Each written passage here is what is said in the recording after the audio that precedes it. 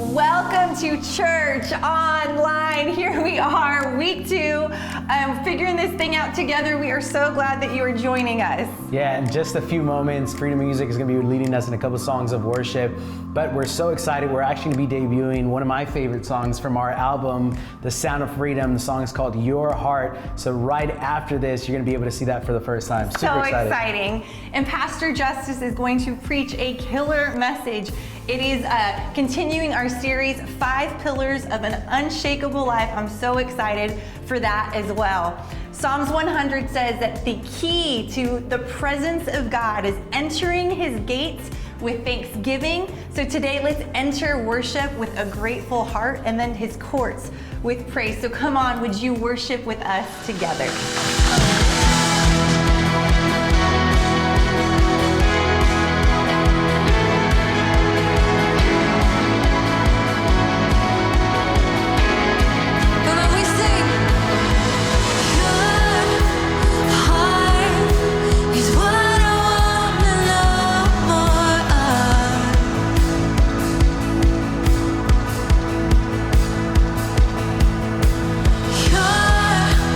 Great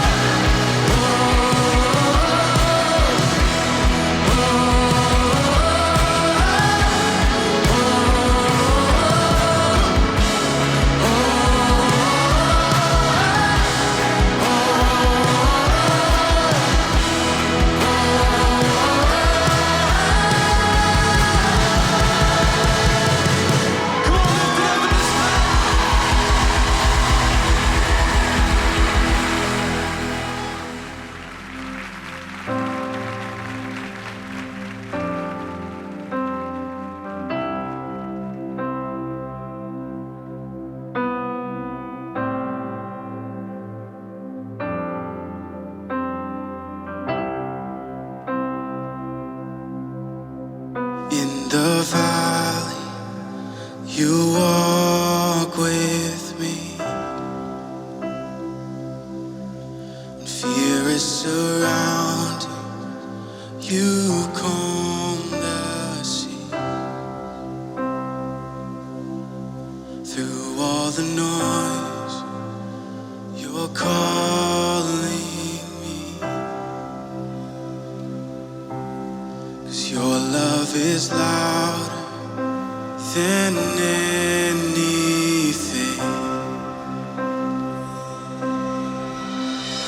Your love endures.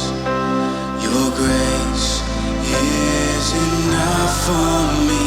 With all I am, I will hold on to you. Your love endures. Your grace is enough for me. With all I am, I will hold on to you.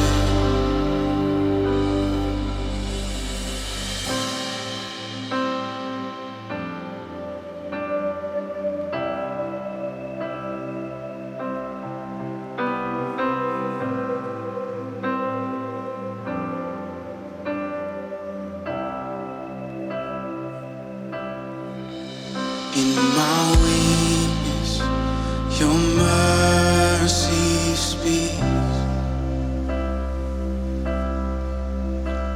Your presence will guide my feet. By your spirit, my life set free.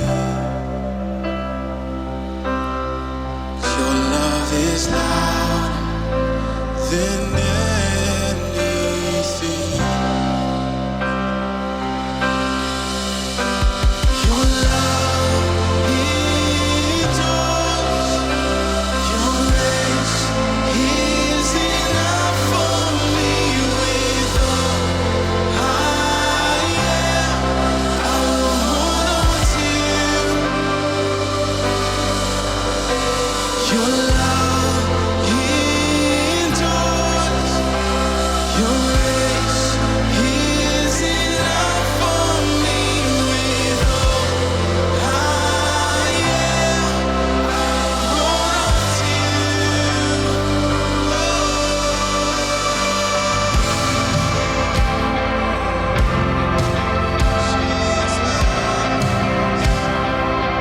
Your love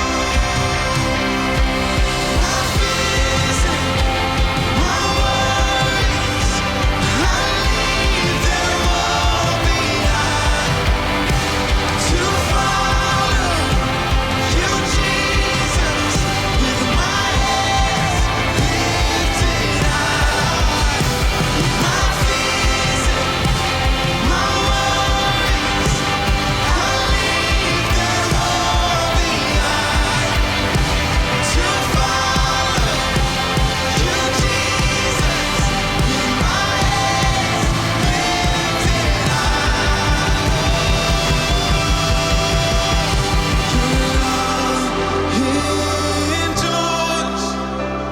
Your grace is enough for me. With all I am, I will hold on to you. Your love endures. Your grace is enough for me. With all I am, I will hold on to you.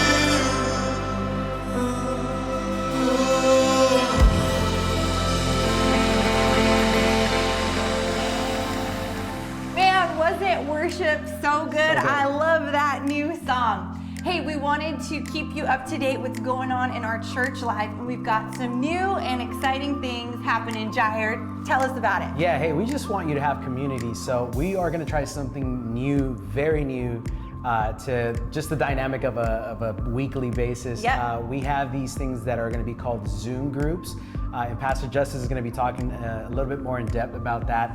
But to get more information about our Zoom groups, you can go to freedom.church/Zoom. You know, right now, community is, social distancing is very real, and so this is one way that we know community can still happen despite social distancing. So we're super excited about that. Also, we did one of the coolest things this last Wednesday. We had never tried it before, but we were able to serve over 100 families with, check this out, free groceries. We were able to give people bags of groceries to take home, a lot of people in need. And guess what?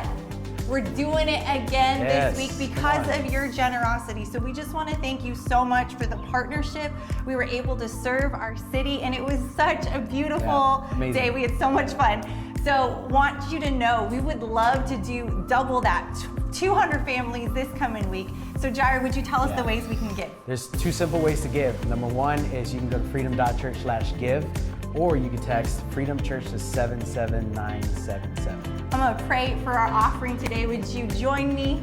Jesus, thank you so much that you are a God that showed us what generosity looked like. You gave us your first, you gave us your best. And so we just wanna be more like you. God, I pray that we'd be able to feed hundreds of people in the coming weeks. Lord, teach us to be like you and to be generous. We love you so much. In Jesus' name we pray. Amen. All right, let's get ready. It is week 2 of Pastor Justice's sermon. Let's lean in, let's take notes. Here we go.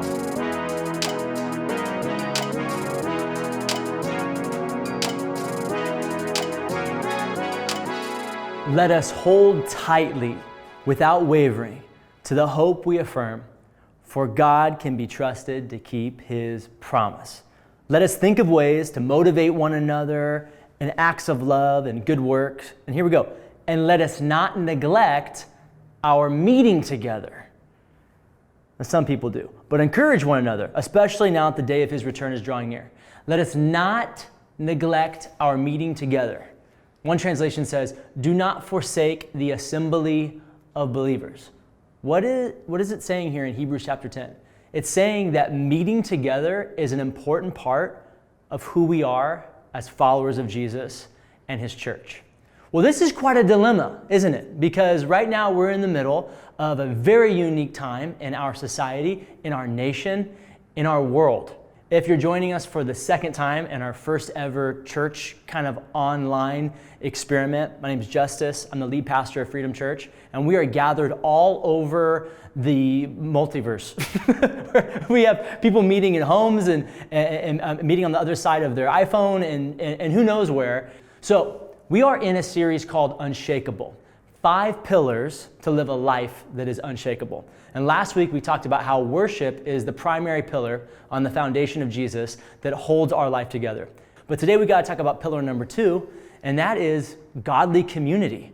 What does it look like for you to have godly community? And how important is it to talk about this pillar right now when we all feel so isolated?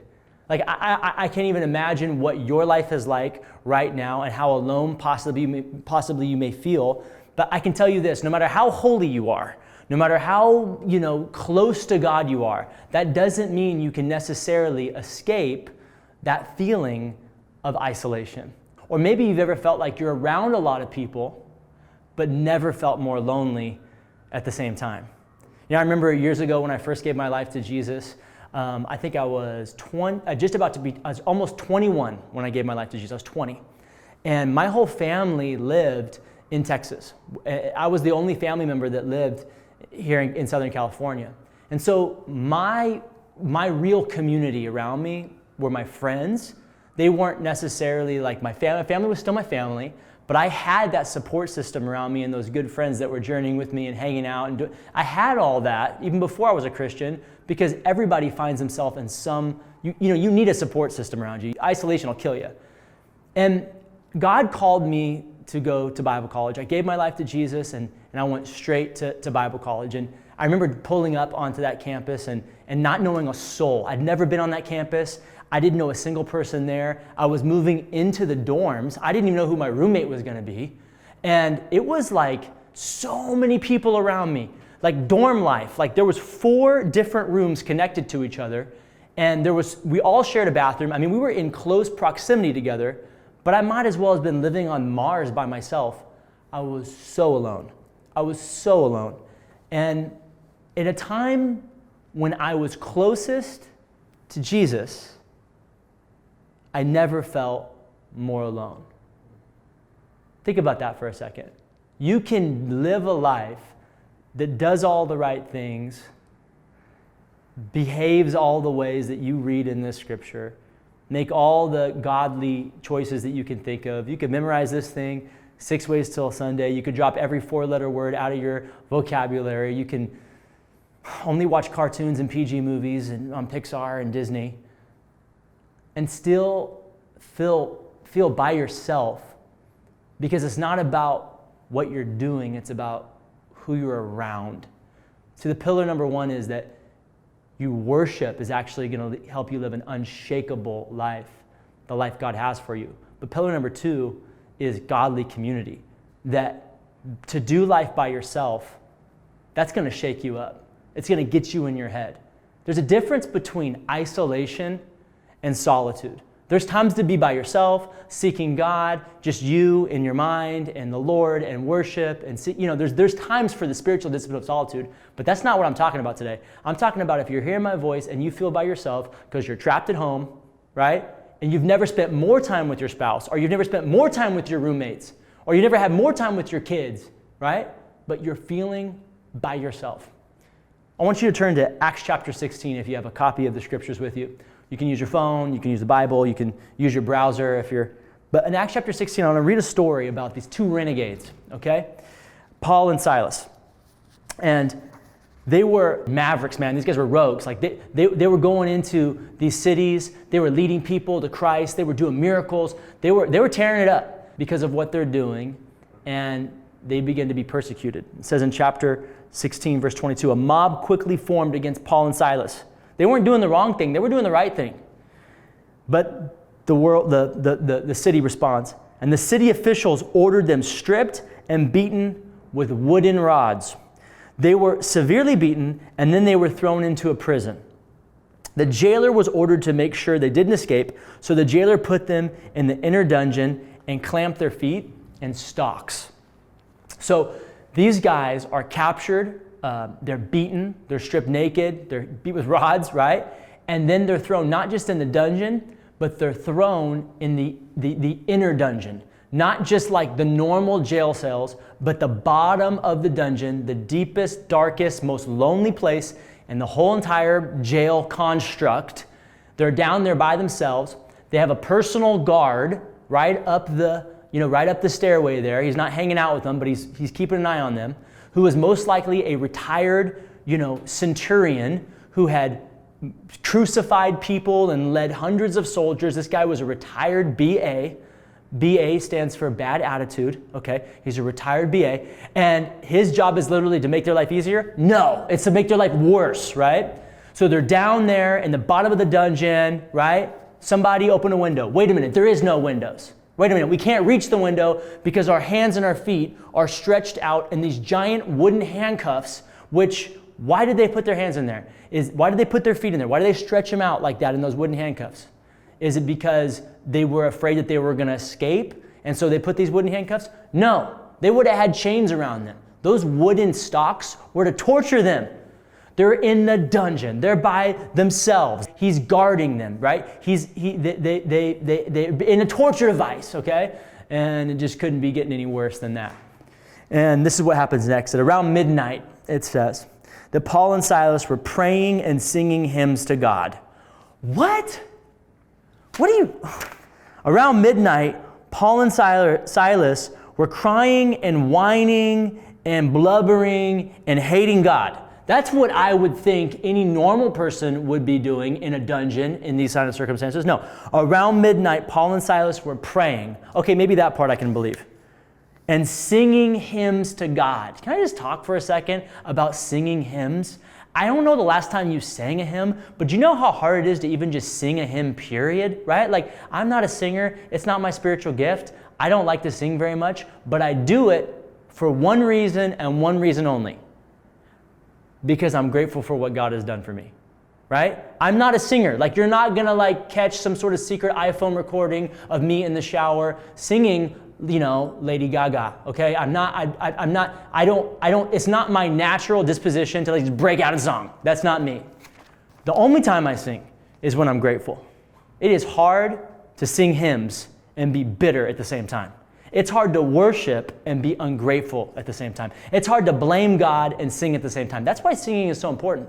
You know, we're talking about worship and godly community, and when you sing, that is an expression of something that God has done. You know, God has done something in your life, and so you have to respond with the instrument God has given you. And here's some guys who found a reason, despite all these circumstances, to worship God. They have a grateful heart, a grateful spirit.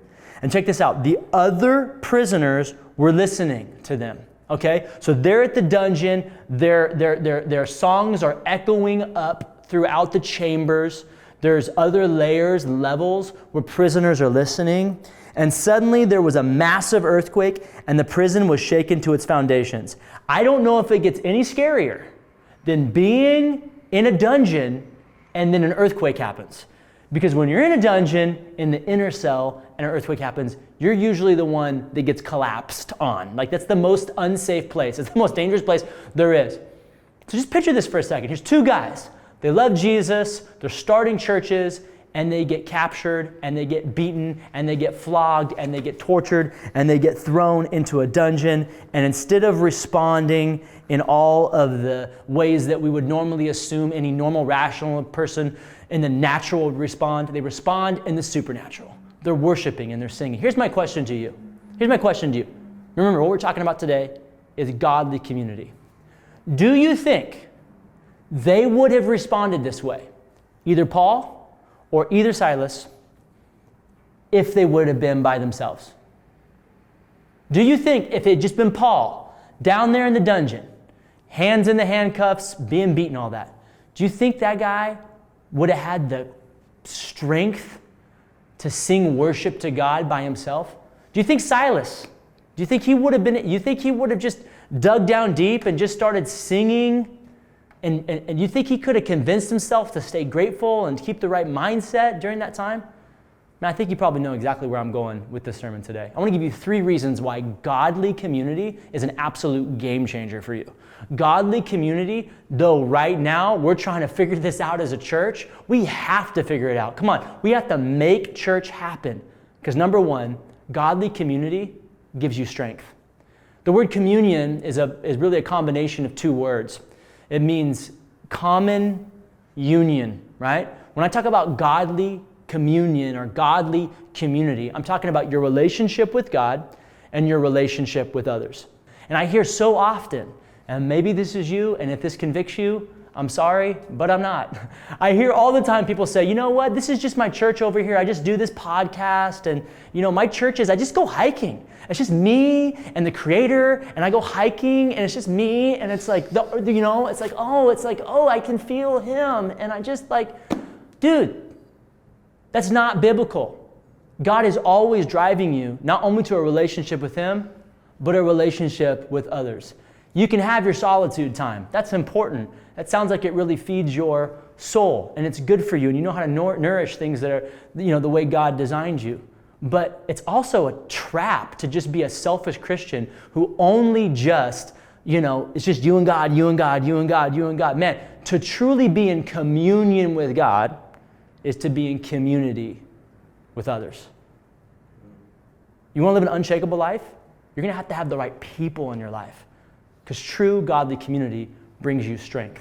Paul had Silas, and Silas had Paul. Remember the story earlier when I was talking about how I was in Bible college and I was by myself? I'd never felt more alone, even though had never been more close to God. I remember at the time my girlfriend, just this foxy young lady by the name of Maria Oliva. Spoiler alert, she turns out to be Maria Coleman. But she knew that I was dying, man. She knew I didn't have the friends in my life that I usually had around me. And she surprised me on my birthday. She drove an hour away, picked up one of my friends, my closest friend, and drove him an hour back. And then I'm walking across the courtyard of school. And like I said, I had peace. I was good. I was in a good place, but I was very alone. And suddenly, my best friend jumps out from behind the bushes and like, Justice. And I'm like, what the heck? And I was reliving this story with my wife recently, and she goes, there was such a just dramatic change in you. She's like, you just had so much joy. Even though it was for 2 hours, it was like life was just like poured into you, your soul. That's how she described it. And she goes, I remember I drove 1 hour there and 1 hour back so you could spend time with him for 2 hours and then drive another hour there and another hour back. She goes, it was 4 hours of driving so you could have 2 hours with your friend, but it was worth it. Do you have a friend like that in your life? Do you have somebody in your life that just gives you strength? Do you know they're a gift from God? Do you know God has given you people in your life to bring you strength? That's godly community, right? This is why we have small groups in our church. We call them life groups. They meet for a semester at a time. That's why we come together, on Sundays, and we have different services where everyone like sits next to each other and saves a seat for their friend and all that kind of stuff, because you're not meant to follow Jesus by yourself. I'll say it this way. You were never designed to be strong enough by yourself. You're never designed to carry things by yourself. Now, yes, you have Jesus, who is your Savior, and He is your strength. But one of the best ways God gives you strength is to give you the relationships in your life to help make you strong. Pillar number 2 in an unshakable life is godly community, because godly community magnifies your worship. Godly community takes worship and magnifies it.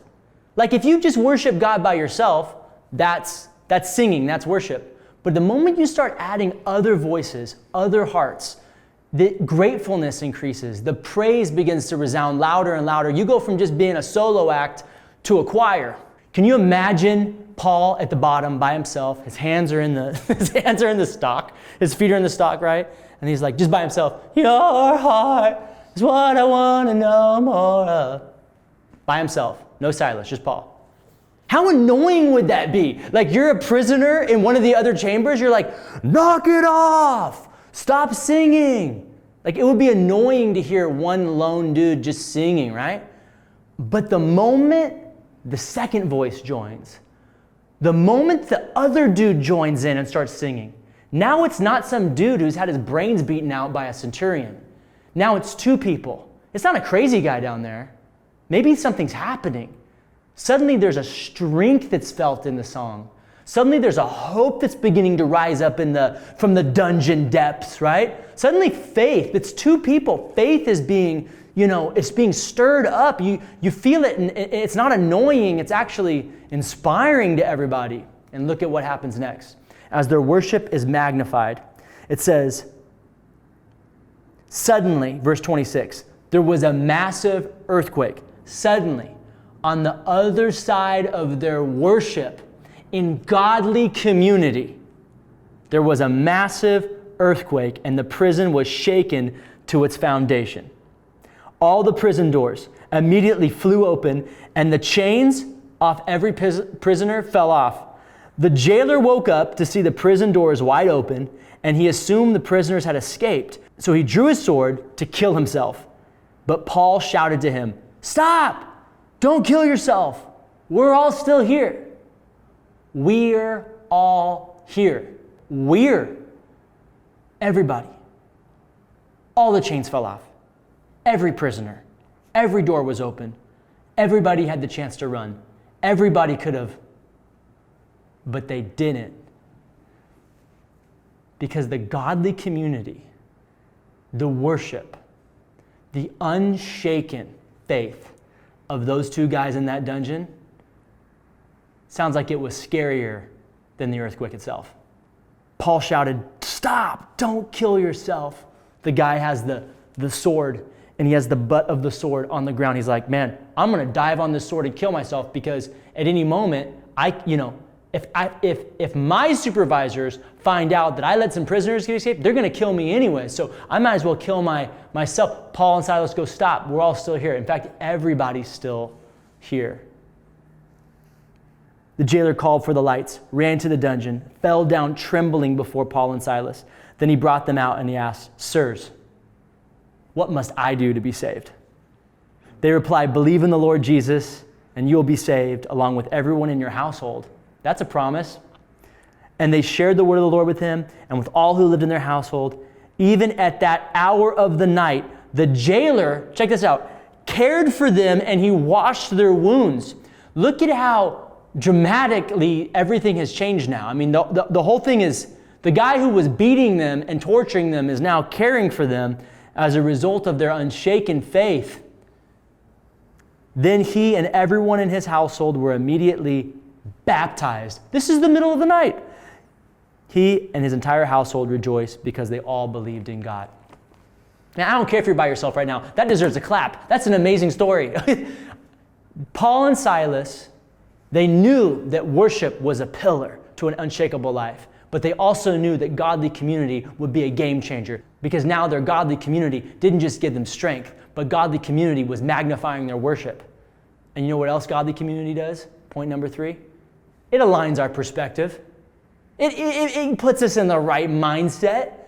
These guys experience an earthquake from God that was delivered from the heavens in order to break them out of jail as a rescue attempt.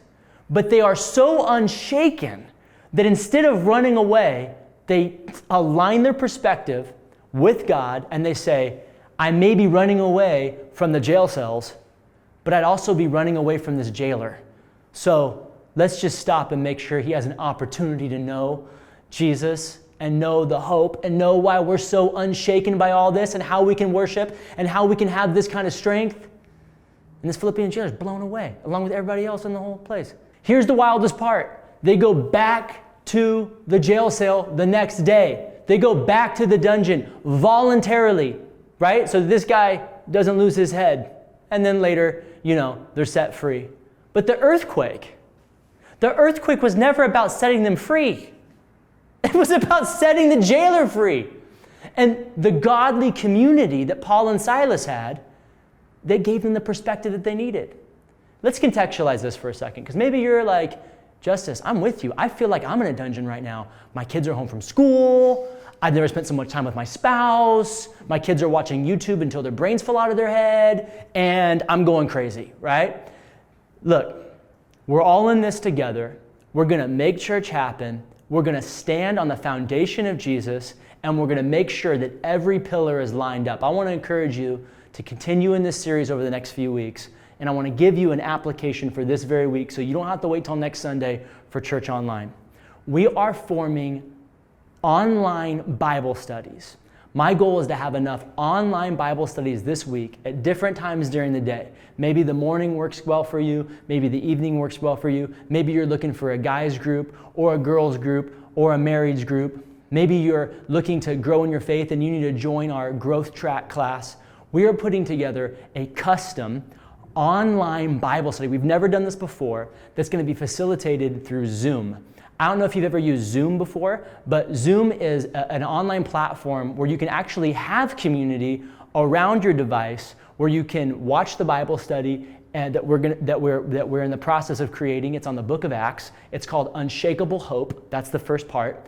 And you can watch that together. You can discuss the scriptures, and you can have godly community. Look, we can't gather on Sundays, but we're finding a way. We're making a way because we believe it's a pillar to an unshakable life. And so I want to encourage you. I want to inspire you. I want to motivate you. I want to challenge you. I want to dare you. I want to double dog dare you. I want to pastor you. I want to prod you. I want to spur you on, like it says. Whatever you read in Hebrews chapter 10, spur one another on, right? For this is your chance. Jump into one of these groups. Give it a shot. It's going to be 3 weeks in a row. Once you get in one of these groups, you're going to have a leader, you're going to have a Bible study, and you're going to have the godly community that you're looking for during this time, so that you will no longer just be worshiping by yourself, but you'll be worshiping in godly community. Godly community gives you strength. Godly community magnifies your worship, and godly community aligns your perspective. I'll end with this story. You know, a few years ago, my wife and I went through a pretty scary time. It was a really rainy day, and she was driving our minivan at the time. We have 3 small kids. 2 of them were in car seats, and one was in a bumper seat or a booster seat. And I got a phone call while I was at lunch with somebody. And it was actually my little sister, my wife's little sister. And as I pick up the phone, she's crying. And she says, Maria and I were on the phone, and suddenly she started screaming. And I can't get a hold of her. And I think she was in a car accident. And so, of course, my heart drops out of my chest. Of course, you know, like anybody else, all the darkest thoughts are going through my mind. Fear is right in my face. And then I said, do you know where she was on the freeway? And she goes, yeah, I know where she was. And at the time of the call, so I run out, I jump in my car, and I'm doing the same thing you do. I'm driving 90 miles an hour as fast as I can, blowing through yellow lights and red lights.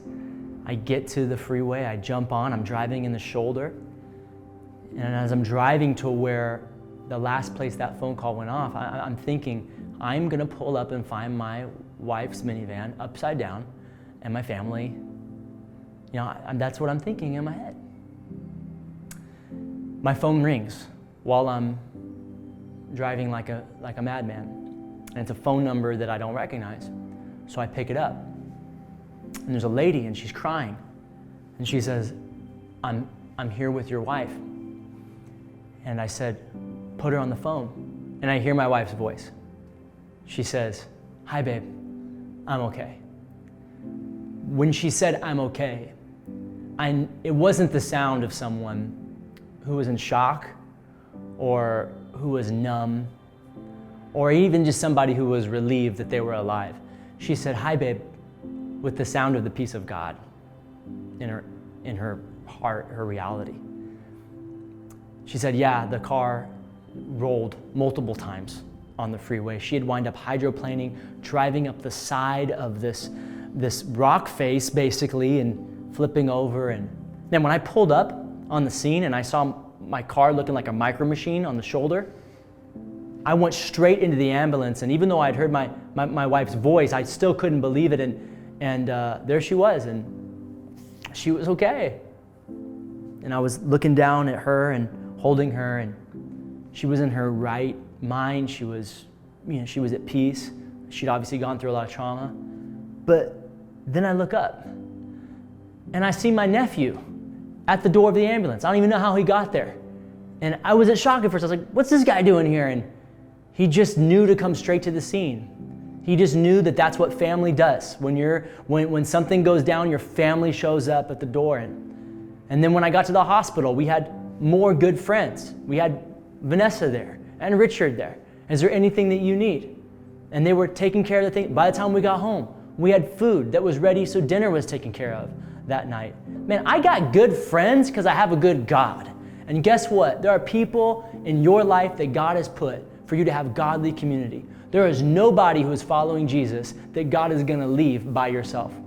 I would just pray that we open our eyes today, the people that God has put in your life. Join one of these small groups. Join one of these online Bible studies. Let's open our eyes to the people that God is positioning. God will never leave you alone. He'll never leave you without godly community. He hasn't designed you to be strong enough by yourself. He wants worship to be magnified, and He needs you to have a proper perspective for His kingdom purpose and the purpose that's attached to your life and His plan for this world. You know, the next day we got a really interesting phone call. The lady who called me, her name was Nora, she called Maria's phone again. And Maria wasn't answering her phone because she was recovering, and so I picked it up and she said, hi, this is Nora. And I don't know if you remember talking to me, but I said, Nora, you're the one who called me to tell me my wife was okay. You're the one that helped get her out of the car because the door was pinned shut. Like, Nora, we call you our freeway angel. We love you so much. Thank you for calling us back. And she was laughing, but I could also hear that she was kind of crying. And this is 24 hours after the car accident. And I say, well, what's going on? Why are you so shaken? And she said, do you think when your wife recovers that she'd be open to maybe just having coffee with me or maybe just a phone call? Those are almost her words, verbatim. And I said, I'm sure she would love to get together with you. And she says, I just got to ask her some questions because here I am and I'm still shaken up.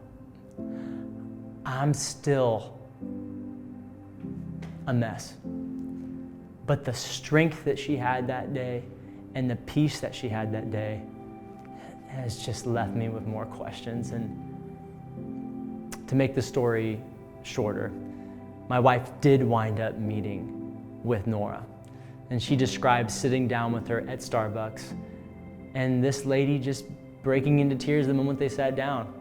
And it turns out that even in the most devastating and violent and scary moment of Maria's life, she was able to just have a level of peace and strength in a shaky world that demanded an explanation for her faith. And Nora had to know more. To make the story just a little bit shorter, Nora wound up coming to church in the following weeks and giving her life to Jesus. I share that story because when we're in a dungeon, when we're in a tough time, when we're isolated, we don't have the, these are the times when we can't always trust we're not thinking straight.